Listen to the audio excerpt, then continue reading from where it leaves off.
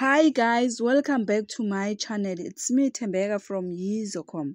Gokmawen, the traditional healer, was arrested yesterday for a 2019 case of assault, and she also linked for 4 pending cases of murder between the year of 2020 and the year of 2024.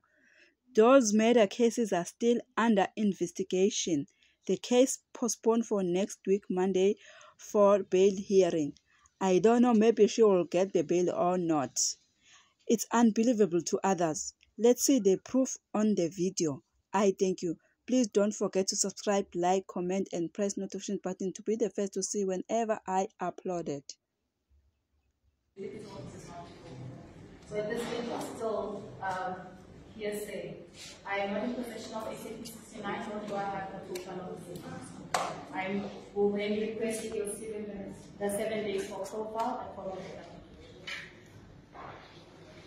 It's not a small time to prepare a docket note. If they knew that there was a previous conviction, they should have included SAP 69 in the docket note, or at least write a statement for the court to be aware that the issue.